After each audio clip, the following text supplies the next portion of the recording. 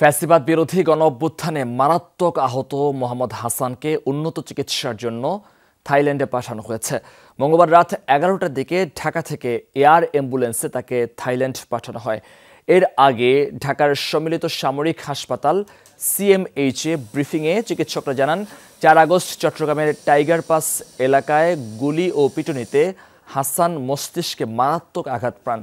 তার সুস্থ হওয়ার বিষয়ে আশাবাদ প্রকাশ করে চিকিৎসকরা জানান, হাসানকে স্বাভাবিক জীবনে ফিরতে দীর্ঘ সময় লাগতে পারে। হাসানের বাড়ি লক্ষ্মীপুরের রামগতি উপজেলায়। 3 ভাই বোনের মধ্যে তিনি সবার বড়। পরিবারের হাল ধরতে চট্টগ্রামে ইঞ্জিনিয়ারিং ওয়ার্কশপের কাজে শিখছিলেন হাসান।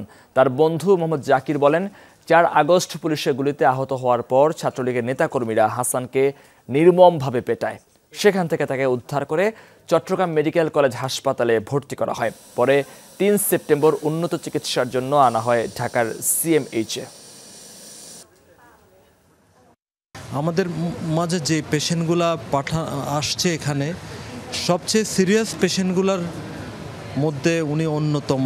সে যে অবস্থা থেকে আসছে এই তুলনায় সে আসলেই বেসিক্যালি আমি সৌভাগ্যনই বলবো, এখনও পর্যন্ত আমরা তাকে নিয়ে আশাবাদী, সে ইনশাল্লাহ উপকৃত হবে। সে যেহেতু ইয়াং, অপেক্ষাকৃতভাবে সে তার রিভাইভালের ক্যাপাসিটি বেশি, কাজেই তার ব্রেনের কিছু ড্যামেজড অংশ কিছুটা রিজেনারেটেড বা কিছুটা আবার পুনঃশক্তি লাভ করবে। লাভ করলে তার নিউরোলজিক্যাল স্ট্যাটাস ফিরে আসবে।